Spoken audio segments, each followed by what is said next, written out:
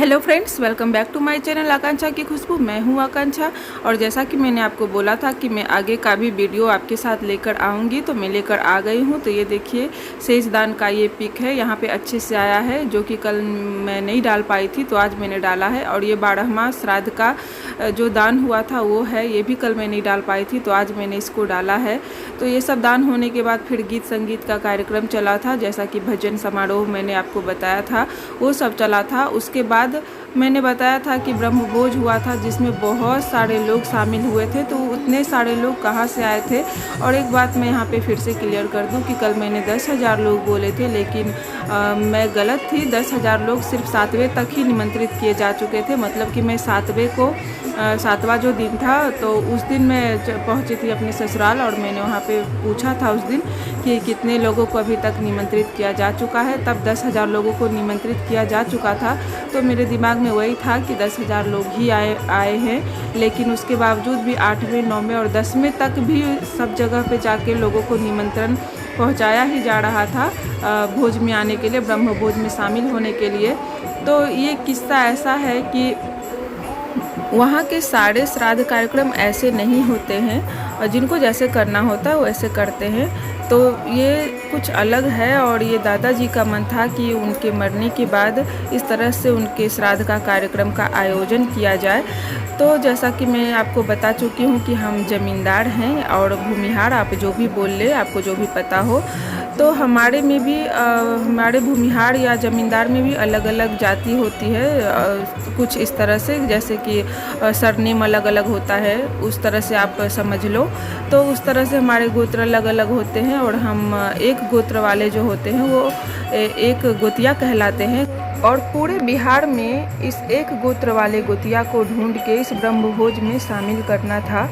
तो इसके लिए बहुत बड़ा कदम उठाया गया था। जब से दादाजी मरे उसके अगले दिन से ही ये कार्यक्रम शुरू हो गया था, सबको जुटाने का कि कैसे किया जाए।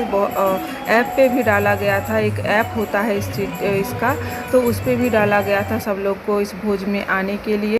उसके बाद न्यूज़पेपर में डाला गया था इसके बारे में। और इसके बावजूद भी घर से पूरे 10 दिन तक लोग हर गांव में जा के सबको आमंत्रित कर रहे थे।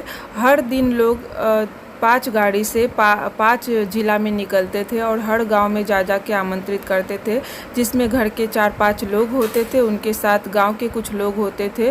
तो घर से हर रोज़ 5 गाड़ी निकलती थी और 5 जिला में जाती थी अलग अलग, और सारे गांव में जाके ये लोग आमंत्रण दे के आते थे सबको, जो हमारे गुतिया भाई थे उनको। और हर दिन कम से कम 200 के आसपास गांव में घूमा जाता था, और 200 गांव में जाके आमंत्रण दिया जाता था सबको। तो टोटल यहाँ पे जो लोग इस ब्रह्मभोज में शामिल हुए थे वो 15,000 से भी ज़्यादा थे।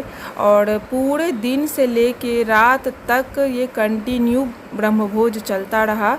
तो उसका सीन मैं दिखाती हूँ। तो पहले तो ये मेन गेट है जहाँ से एंट्री थी, और ये सारा कार्यक्रम स्कूल में रखा गया था। ये मिडिल स्कूल, हाई स्कूल सब यहीं पे है, 12th तक का स्कूल है। तो बहुत बड़ा ये स्कूल का ग्राउंड है, और ये स्कूल में बहुत सारे क्लासेस हैं जिसमें ये सारा कुछ व्यवस्थित किया गया था, क्योंकि इतने लोगों के लिए इतनी बड़ी व्यवस्था कहीं और कर पाना बहुत मुश्किल था।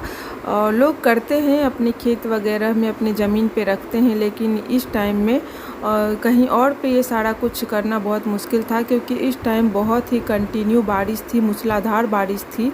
और गांव में ऐसा होता है कि बड़े बड़े जो आयोजन होते हैं वो स्कूल में ही रखे जाते हैं।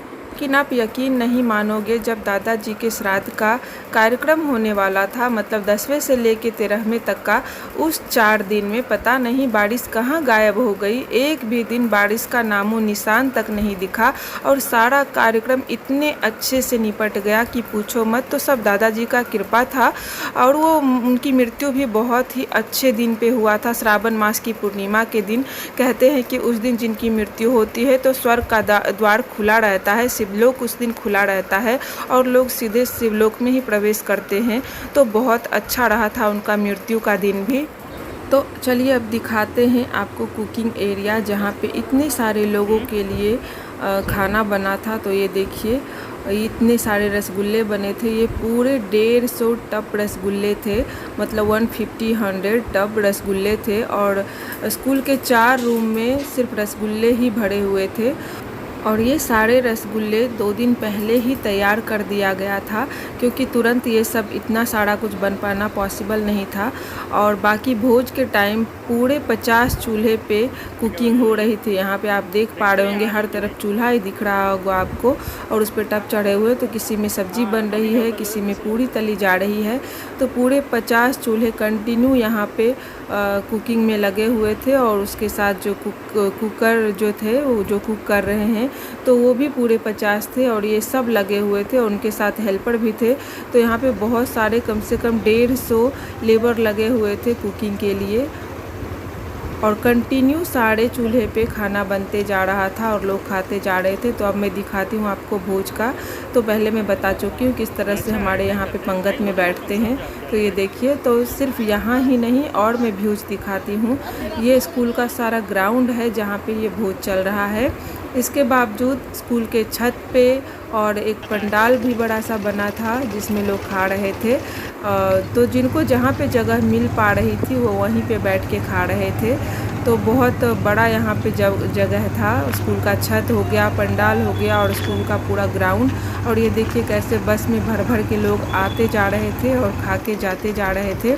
और देखिए रात हो गई है, रात का ये सीन है, और रात में भी देखिए कितनी भीड़ चल रही है। तो बहुत रात तक, सुबह से लेके बहुत रात तक ये भोज का जो कार्यक्रम था वो चलते रहा था कंटिन्यू।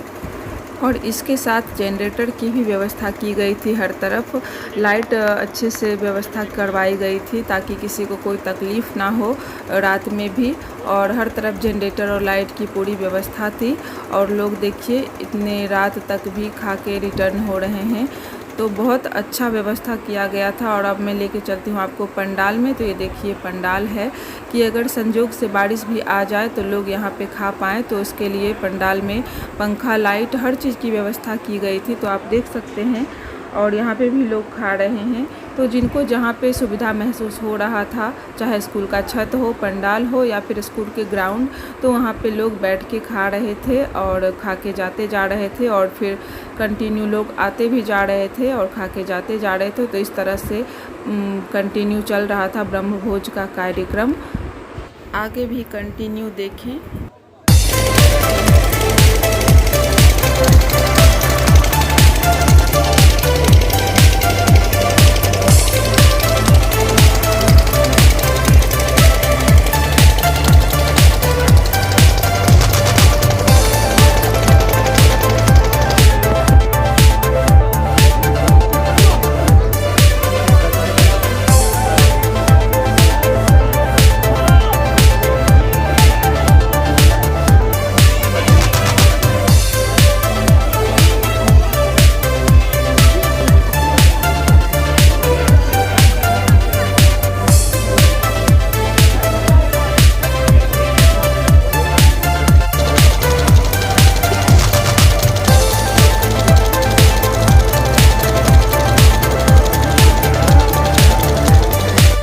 लगा हमारे इधर का 12वां का भोज, हमें कमेंट करके ज़रूर बताइएगा।